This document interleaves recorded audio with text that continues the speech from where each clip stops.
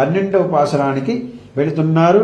கணைத்திங்கள் கடற்வை கணுக்கரங்கி நினைத்தவனமுறையே நின்றுபால சோர நினைத்தில்லும் சேரார்க்கண் நல்லவர் சந்தங்காய் பனித்தலை வீழ் நின் வாசல் கடை பத்தி சிரித்தினால் திருநிலங்கை கோமானை செத்தா மனத்துக்கினுமானை பாடவன் நீவாய் திருவாய் இடத்தாய் இழுந்திராய் ஈதன்ன பேரவர்க்கும் அனைத்தில்லத்தாரும் அறிந்தேலோரெம்பாவாய்.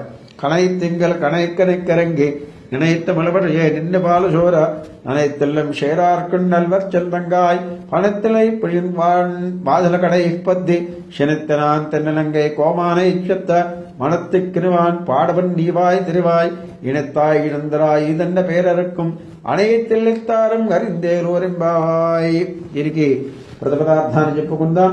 కనైతు పాలు పితుకువారు లేనందున పాలు చేపుకు వచ్చి అరచి అరచి ఇళంకటుమై లేదూడ గేదెలు కండ్రుక్కుం ఇరంగి తమ దూడయందు మిక్కి వాత్సల్యము కలిగిముండుచే నినైతు వాటి విషయమును తలంపుకు రాగా మలయముడయే పొదుగు నుండి నిండు పాలు సోర ఒకే ధారగా పాలు కారుచుండగా ననైత్తు ఆ ధారలసే తడిపి ఇల్లం షట్కార్కం గృహమంతయు నల్ శెల్వం మా మానాతీత ప్రతివైశ్వర్య సంపదనుండగు వాని యొక్క భగవద్ అనుభవ రూప్యైక స్వరూపయుక్తిని తంగాయ్ సహోదరి అయిన దానా పణితలై వీళ్ ప్రాతకాలమందు మా తలపైని పడుచుండగా నిన్ను వాసన కడై పత్తి ఈ వాకిలి గడప పట్టుకుని వీరిట్లు మొరబెట్టుకొనుచున్నచు మెదలకుయుండగా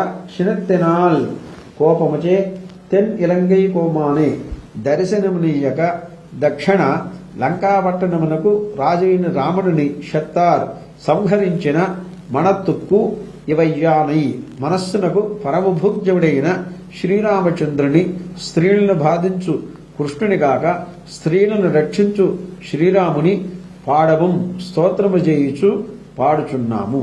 నీవాయి తిరివాయ్ నీవు నోరు మెదలుపుకున్నావు రమ్ము ఈ తెన్న పేరర్కుం ఇదియేమి గాఢ నిద్ర తెలియకున్నదా కావలిగా ఇండు నిన్ను ప్రార్థించుచున్నాము.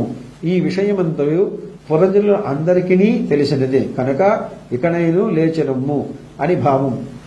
ఏల్ బోర్ తగిన అద్వితీయమైన ఎంబావై మన వ్రతము ఆయ మంగళకరముగా చేసితివి.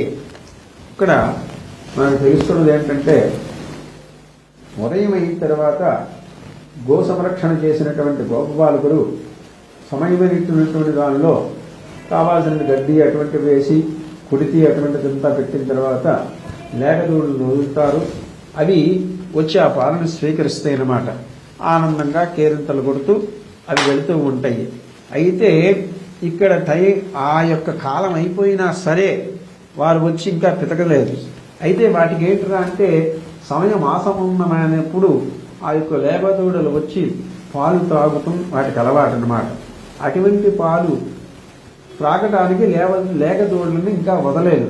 దాంతో వాటి మనస్సులో ఒక భావం అంటే ఈ సమయానికి వచ్చి మా దూడలు పాలు స్వీకరిస్తాయి అటువంటి దాన్ని లేకపోవటం వల్ల చాలా బాధపడి తనకు తానుగా ఆ పాలని క్షీరదారులను వదులుతున్నాయి అన్నమాట.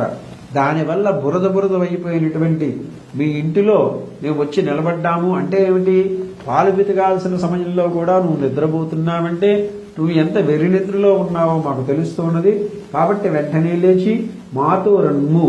వచ్చిన తర్వాత మనమందరం ఆశ్చర్యగుణ చేష్టతలు కలిగినటువంటి పరమాత్మని ప్రార్థన చేసి తద్వారా మనకు కావలసినటువంటిది ఏదైతే ఉన్నదో మనం దానిని పొందుదాము అనేసి ఈ యొక్క స్త్రీ గోపికామణిని లేపుతున్నారు.